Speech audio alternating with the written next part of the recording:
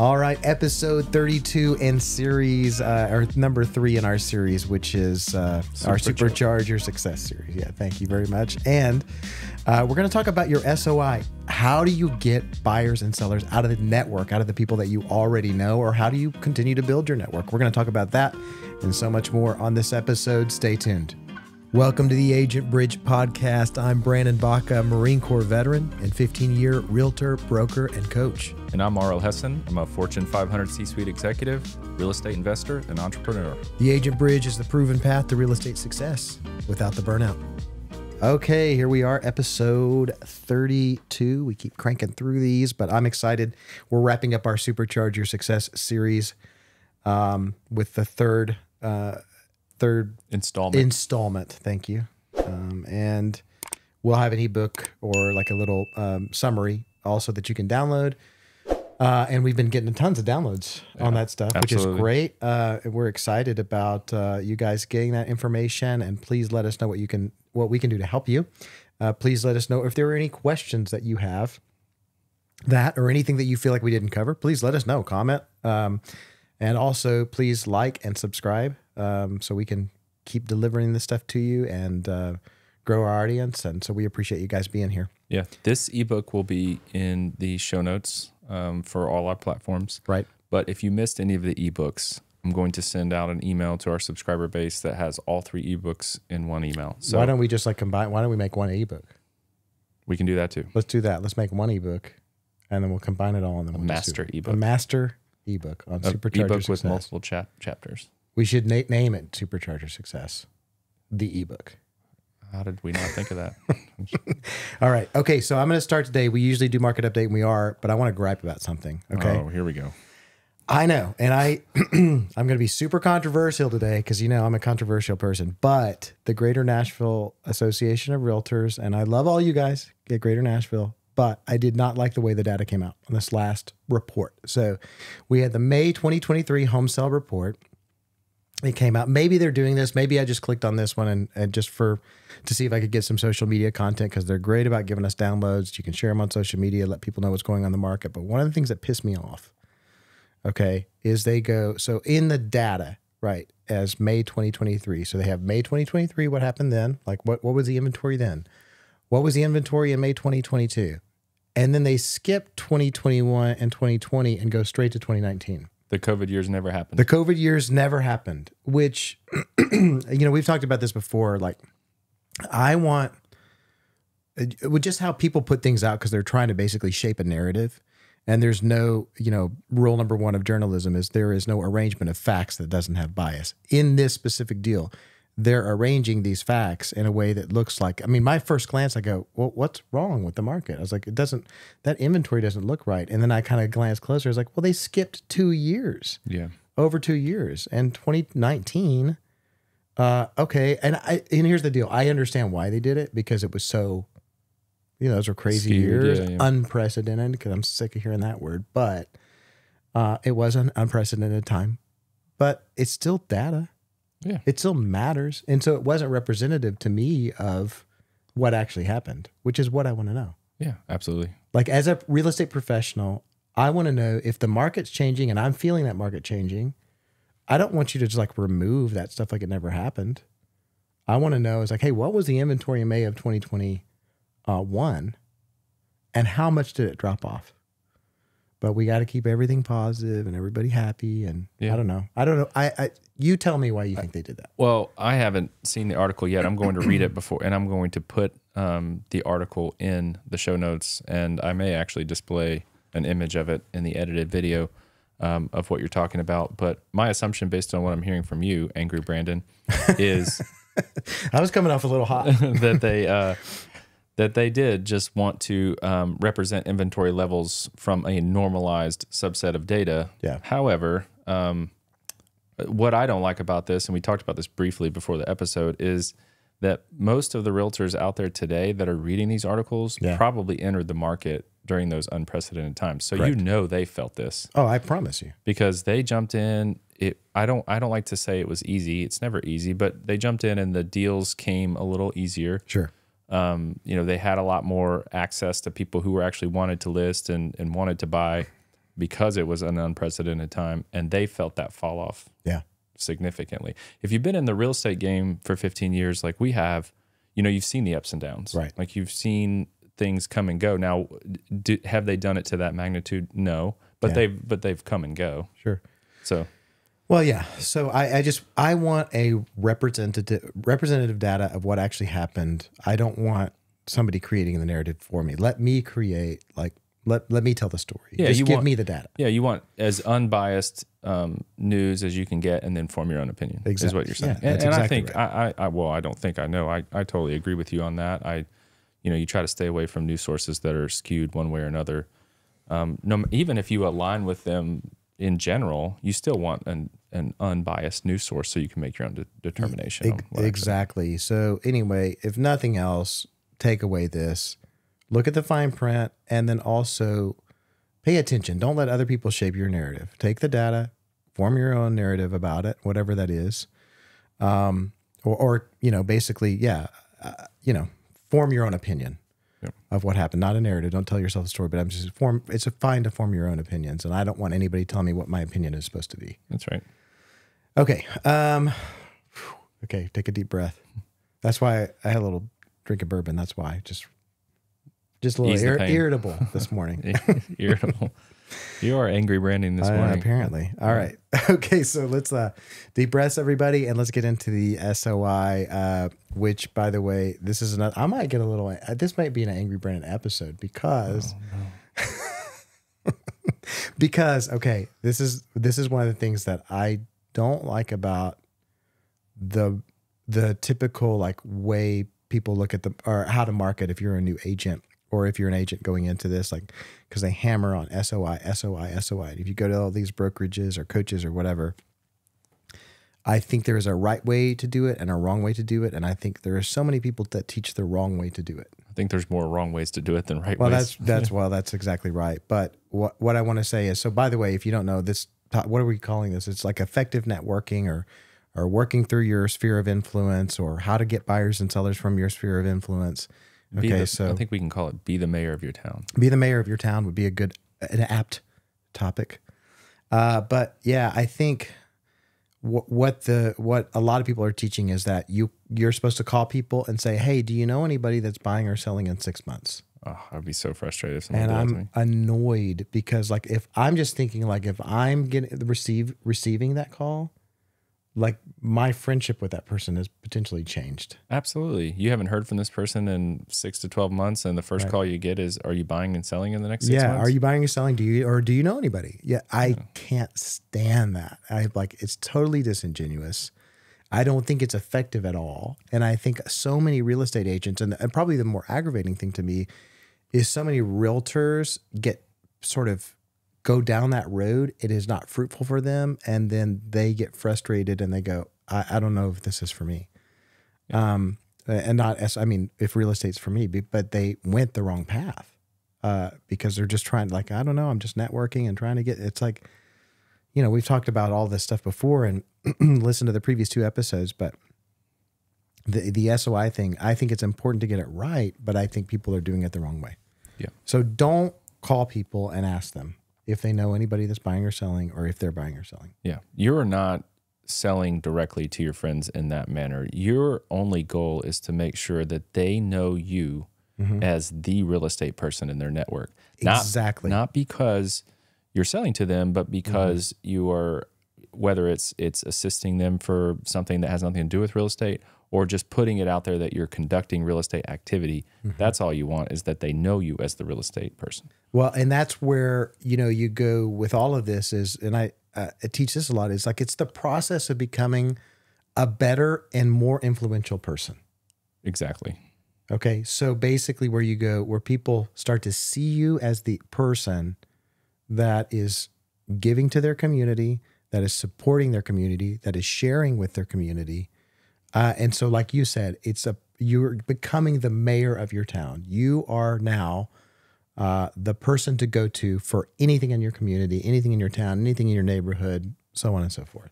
That's right. So that's that process. That's what we're going to talk about the tactics and the strategies to do this, but that's your goal. Like, when people think of real estate, they think of you. And when you'll know you're on the right track, because I think there are a lot of people who, this is another sort of topic that might be, or when people call you and ask you real estate questions, a lot of times people get annoyed and we're like, well, I'm not getting paid on this. I'm like, well, that shows that you're on the right track. If people are calling you and asking you real estate transactions, even if somebody calls you and asks you about a real estate transaction that's not your own, you have to be careful about how you answer questions. Okay, but that means you're on the right track. And people see you as that. What would you prefer? That a real estate topic came up in conversation when you weren't there and they thought of someone else? Right. Or a real estate topic came up in conversation and they thought to call you? Right. You want the second one. Right. You want the fact that they called you because they think of you as the real estate expert in their network. Right. That's what you want. And you're not going to get there by cold calling your friends and asking them if they're going to buy or sell. So you got to be careful. You don't want to undermine any other agents if they're calling you about like a real estate transaction and that violates code of ethics. So we've got to sort of make that disclaimer. But what I'm saying is that it's going to happen and you have to choose how to perceive that. I perceive it as, they see me as the real estate expert, even though they didn't maybe use me for whatever reason. Yeah. They see me as the real estate expert. So that's a good thing. That means you're on the right track. Yeah. Okay. So, so in this process of becoming an influential person, it primarily comes through giving and serving the people around you, adding value to their lives. Okay. And then by doing that, you create a reciprocal relationship. Now, I'm not saying you need to do things for people so that they'll give back to you. But I'm saying if you do things for people and you serve your community, it will come back to you. You cannot fake this step. That's right. You cannot fake this step. If you fake this step, people will know. No question. If you were asking people to coffee and just pretending to act like you want to know what's going on with them so that they'll use you in real estate, it's not going to work. Right. This has to be completely genuine. You're just trying to serve. You're just trying to be a more influential person. And hopefully they associate you as the real estate guy or girl in your network. And that will lead to deals. Right. And becoming an influential person, like influence is gained by serving, like truly serving others. It's not gained by self-promotion. And so it's like, okay, we'll be that person of service and value to everybody that you can be, and that's going to come back at you in a really good way. Okay, so we've talked about the concept of that. We've talked about the theoretical part of it, but what does that look like? When we sort of dial that down, what does that look like in the day-to-day? And so that's what we're going to talk about here. So I think you start small, okay? And one of the things is, like, I like to think about, like, you are the 5 people you hang around with the most. And so you might need to think about, by the way, changing who you are hanging out with. You might need to pursue profitable relationships, again, this is not to get something out of someone, but you might need to start pursuing relationships with people who you need to associate with. And that does not come easily. It takes some effort. It takes you getting out of your comfort zone.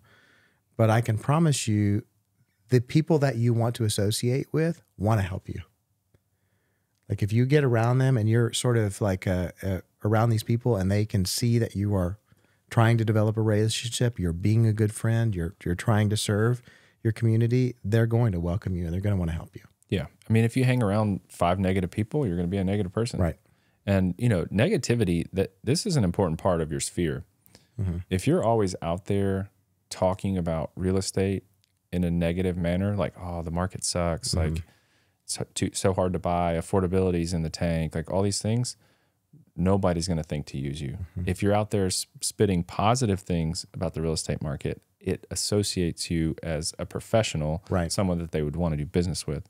So this goes back to who you hang out with. Hang out with people who want what you want, who are positive, and who are also serving their communities. Right. And, one of the things, like if I look back over the course of my life and where some big changes happened, it usually happened through changing my network, basically changing the people that I was hanging around with. And I wasn't doing it in a way to like, I got to get away from these friends. That's not what I'm saying. But in the process of like pursuing relationships with people who I wanted to be like, those were turning points in my life because it opened up opportunities for me that wouldn't have been there before. Yeah, we're not saying to shun some of your friends that maybe aren't aligned in some of those aspects, but you're putting the Derrick Henry stiff arm out there. You're just keeping them at arm's length. Right. And you're bringing people closer that are, like-minded. So I just a real quick story. So I remember I did a little process where I kind of go, okay, for 30 days or for a month, I'm going to go to 2 or 3 lunches or coffees a week with people that I want to get to know better, who I have high respect for. And so I just reached out to them. So my goal was, okay, I'm going to reach out to them, set a coffee with them, and then follow up with a thank you note. Okay. Just that deal. So anyway, one of these people, this is back in Oklahoma. So one of these people happened to be pretty high up in the Oklahoma University staff or executive part of it. And he ended up connecting me with another person who invited me to a conference. I met all of these like highly influential people, and it completely changed the course of my life in terms of who I got to know just because I was in the room with these people. Yeah, and because you went to a coffee. Right. Because I went to a coffee and followed up with a thank you note. And he said, hey, because they asked him, this guy, to go to the conference. He said, he told him, he said, I can't make it, but you need to go talk to this Brandon guy. And so I would highly encourage you to go through that process. And probably similar stuff has happened to you. Absolutely. I mean, pretty much any person out there that you may follow or read books about, articles, that was successful at some point didn't do it all on their own. They had help, they had mentorship, they had some sort of experience or were guided by some sort of opportunity. And it happens from, creating that space in your own network, whether it's reaching out for coffee, getting to know somebody better that you respect, learning from people who have been where you want to be. Yep. All those things. And I've just found that those people are usually very happy to share. Yeah. I mean, one of my life-changing experiences similar to what you're saying is I was, working at a job in Las Vegas, and I didn't want to be in Las Vegas. I didn't want to raise my family in Las Vegas. And I picked up the phone and called a person I went to high school with and knew his dad was in healthcare. He put me in touch with his dad. I flew back home, had lunch with his dad, and my whole life changed. I mean, it didn't change in that one moment, but it set some things in motion that changed my life. Yeah. It's just interesting how you can kind of dial it down into just a couple of instances. So be that person, be bold, reach out, and you'll find that those folks are more than happy to have coffee with you, to meet with you, and to help you, give you guidance on your path. Yeah.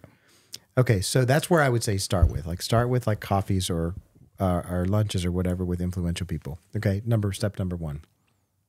Okay, the next step would be to look into your community and see who you can help by highlighting their business or ministry or whatever that is. Go help them promote their stuff. Yeah. Right. So if you've got a small business, okay, and somebody comes to you and says, hey, I've got a social media following. I wondered if I could share what you do with my followers or with my friends on social media. Okay. So a couple of things that happen there. How does that individual person see you now as someone who's trying to help them? And how do people on social media see you now? Right? They both say like, oh, they're trying to help other people. So again, you become an influential person because you are trying to help others. Yeah. And I don't know if we're going to talk about this today or not, but your social media pages shouldn't just be sold, listed, sold. That under contract is not interesting. Nobody cares. No. Nobody cares. And if you went to Brandon's page and you saw, hey, check out this restaurant I just ate at last night. It was fantastic. Or look at this small business. I just visited there with my family this weekend. It's amazing. Like all these things, they're gonna say, man, look at what Brandon's doing in his community, and that's gonna be a big deal. I want to shout out, by the way, to one of our followers, Nashville with Caitlin. Her name's Caitlin. So she does and I follow this on Instagram. So she does highlights all these cool places around Nashville. And so I follow her page because I'm like, oh, I haven't been there. I haven't done that. I need to go do it. Yeah. And so I'm like, oh, she's like basically highlighting her community. So Nashville with Caitlin, you are awesome. You're doing a great job. Yeah. I mean, and Nashville's changing so rapidly, you're never going to know everything that's going on. You need help. So putting these things out there in the community or reading about these things or finding out from other people, that's the way people get plugged in. Mm-hmm. Okay. So the other thing is, sorry, I like to create or teach people to do community events. And I'm like, hey, look, start small because this is one of those things that takes a lot of energy to like put email lists together, follow up, organize, things like that. So if you start out with, even if you were doing them quarterly, that comes so fast. So I say, hey, start with 2 a year. Start with a summer event and start with a winter event, Christmas event, right? And so I usually say, hey, do a Santa shoot just for your neighborhood. Do it in your house. Set up a place. Hire a professional Santa. Invite people on Sunday afternoon after they get home from church and they're dressed up. And they come in there, take a picture with Santa, and they get to see you. And you can put all of your, real estate stuff there. You can sort of highlight and market your business. And you're doing something for them and their kids. And who's not going to want a free Santa shoot? Because I don't want to pay $30 for the mall Santa. I was like, well, if I got a free one in my neighborhood, I'm just going to go to that. Yeah. And you're going to get a ton of people through there. And you're going to get to highlight your business. Yeah. You may or may not agree with me on this. I think we're fairly aligned, but I'm okay with you putting a few things out and marketing it. You need to kind of display who sponsored the event, but that's not the time to sell. Right. You are not trying to have a bunch of, specific real estate conversations with people who are there with their kids trying to take Santa pictures. You're more just putting on an event for the community for just doing your community some service. That's it. I completely agree with that. So no, we are very aligned on that. It's like I'm there to answer real estate questions if anybody has any. Yeah. Right. But I'm not initiating. I'm not going, hey, do you know anybody who's going to buy or sell in the next 6 months? Yeah. This is not like open house where you're trying to get new clients that day. You're just putting on an event as a service to your community. And actually you can use that in the marketing for the event. Specifically for other agents, this is not a recruiting event, or this is not, I'm not trying to get you to buy or sell. I'm not looking, all that. Just put it out there because people, assume the worst in these situations. That's exactly right. So, don't sell, but you're there to answer questions. Yeah, and so that's a good thing. All right. So the other thing, what did I put on here? I like the neighborhood dump donate day where you can like rent a dumpster and then have a U-Haul truck and then people can like bring stuff they want to donate from their garage and then throw away any big junk and then it can be taken to the, to the city dump. I like that because it's like, that's a service to your community.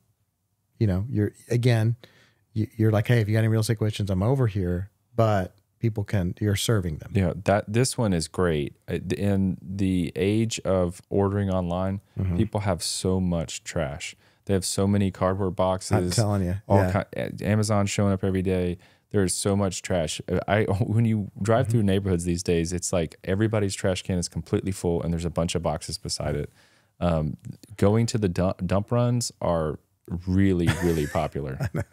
Yeah. But let me tell you, it's such a funny, it's like, do I want my name and company name associated with trash? But it's like, what do you think people are going to say when they come? They're going to say, thank you so much for doing this.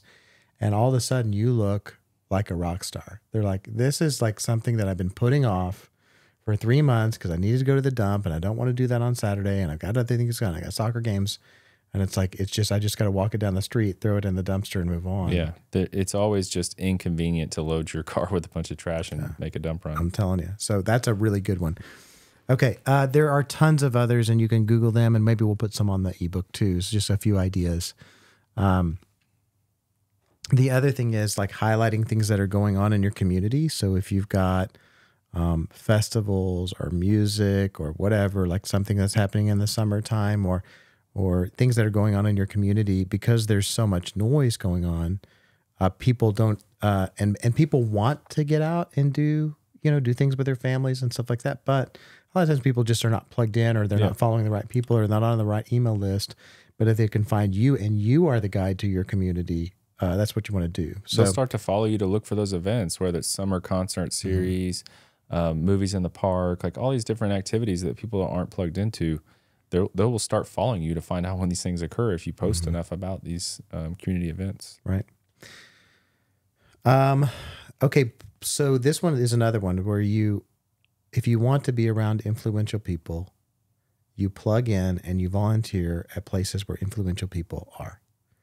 Because typically other influential people are givers. They are involved in their community. They are doing something in the nonprofit world, and they're helping others. I find that highly influential people are volunteering a lot.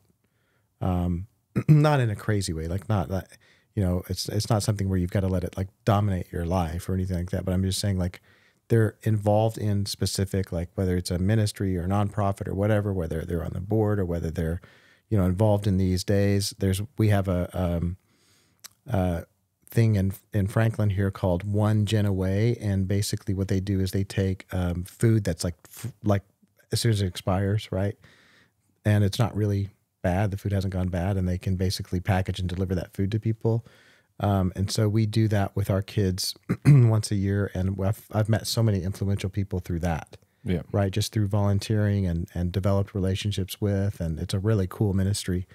But yeah, I be where they are and spend some time doing volunteer, whether it could be PTA, nonprofit, at your church, whatever. But influential people who you want to do business with are going to be hanging around there. Yeah. Schools and churches are excellent places for this. If you get involved with your kid's school, huge plus for being an influential person in your network, because guess what? Usually the people that go to your school also kind of live close around you because, you're zoned. So you'll start to get plugged into your community through that school for sure. Yeah. So yeah, spend some time. It's not a, when it's a school church thing or whatever, it's not I would say it's not just show up. It's invest some time in it, get involved. Yeah. Right? Get involved and help your community, and people will see you again as an influential person. Okay. The last thing I want to talk about. So this was, I was watching a video with Gary V, and he was talking about how he, engages with his followers. And he says it's the Taylor Swift effect. Okay. So basically he tells the story. It's like, okay, a lot of times as entrepreneurs, we talk about like time and money and making sure you're spending, like, you need to evaluate how much money you're making per hour and spend that time. Right. Right. But what he says is, Taylor like abandoned this concept, not completely, but to some extent, where she's going like, people would invite her to their weddings, to play at their weddings, and she would go. Like, she would show up, surprise them, and perform at their wedding. Now, that takes probably 2 to 3 hours, depending on where that wedding is. Yeah. She shows up, she performs, but what happens? Yeah, your following goes out the roof. Yeah, they're going, I can't believe she did that. Look at what happened. Like, people, it just goes, like, it blows up. And, obviously for you guys, back to what Gary V was saying. So he makes it a point to really engage with people who are following him or video chat or Snapchat him, and he responds to them.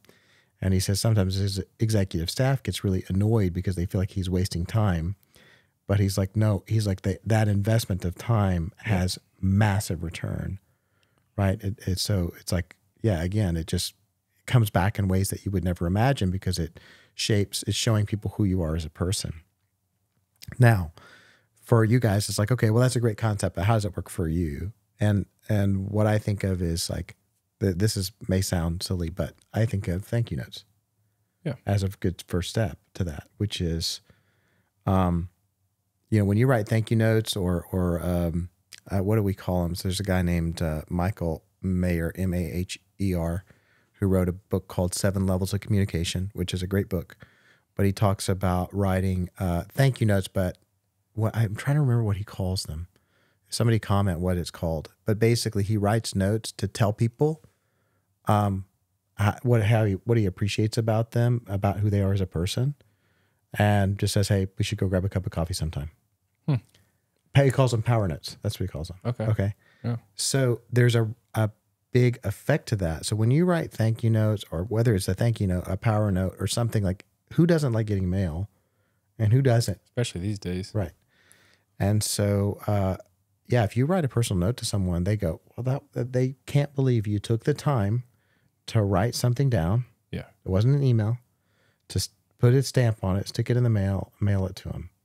And they go, that was really nice. That was very kind of them to do. So they start to shape that shapes how people think about you. You will absolutely stand out. There are very, very few agents doing those these days, and you will stand out. Right. So you can do that there. You can also on social media, as people like and are commenting, comment back, have conversations with people on social media. Don't get bogged down with it, but engage with people in those ways and do generous things for people. There's another book called Blue Fishing, where he talks about the concept of like doing things for people in really big ways that will basically create very strong relationships. So I think one of the examples with this I may be getting books mixed up here. Anyway, I mean, it could be Blue Fishing or Mr. Smooze, but I don't remember what it was. But this guy, like, basically he goes, he knew his son was a big golfer or was in a golf tournament or whatever. So he hired a limo driver, went to pick them up, take them to the golf course to play 18 holes of golf and meet like Rory McIlroy or something. So he created an experience for the guy he was doing business with created an experience for his kid. And so how do you think that guy felt about this? Yeah. Humongous positive impact. And so, I mean, that's a big ask, and I'm not saying that that's where you should go, but I think you start, with thank you notes and looking for ways to serve other people in unique and creative ways, and that will come back to you in that sort of Taylor Swift effect where people will go, you'll never guess what RL did. Yeah, that's right. Okay. What else? Do you have any other thoughts on this? No, I think that was good. We kept it pretty efficient. So yeah, and I guess this one is a little more, I guess maybe in a sense I'm a little more theoretical, but it really is about. I think it's a mindset shift for people. It is. I mean, it's almost universally true that people are teaching now to. First, when you get in real estate, go through your contact list and call everybody on your phone and ask them if they're buying or selling. Mm-hmm. That's terrible advice. Mm-hmm. That's absolutely terrible advice. Right. I'm not saying that you need to be a secret agent and no one should know what you're doing. It's actually quite opposite. Everybody needs to know exactly what you're doing, but you're doing it from a service standpoint, not a selling standpoint. Right. People see through that, man. Like if you're just trying to sell hard to your friends, nobody will pick up your calls anymore. That's right. You will probably lose some friends because it's just not fun. Nobody wants to get on a phone call with their friend and be just hard sold. No, it changes the nature of the relationship and it feels like, I don't know. So like you got commission breath or something. Yeah. I wouldn't say it's theoretical at all. I think I think we were pretty direct with the advice, especially with all the bad information out there about how to kind of start your real estate career with SOI. Exactly. So hopefully you guys got something out of this. Hopefully you can use some of these strategies and methods to really engage your community and create some real positive things in your life. And I can tell you, I think we could both say it's like just the act of these simple things will completely change the course of your life in a positive way. Besides getting business, it's going to put you in a better place in your life by doing this stuff. Yeah, you're going to make a lot of great friends because the people that appreciate this are the people you probably want to be hanging out with. Exactly. Kind of what we talked about earlier, is just changing your sphere a little bit. Yep. All right, guys. Well, we appreciate you joining this week. Look for the ebook. We're going to put together a little ebook for this. Most of it's done, I guess. And we'll make sure that you can download that. If you haven't listened to the previous 2 episodes, please go back and listen to them in our Supercharge Your Success series. This has been a lot of fun. And you guys go out and make some money. Go out, it's one thing, a concept. It's one thing to listen to the podcast, but it's only effective if you take action. So I want to encourage you to take action on this, because right now there is plenty of business to be had, and there are very few realtors who are going to work hard to create it. And if you can go employ the strategies that we're teaching in this series, you're going to make it happen. So I believe in you. I have faith in you. Go out and make it happen. Yep. All right, guys. Have a great week. We'll see you next week. Thanks so much. Thanks.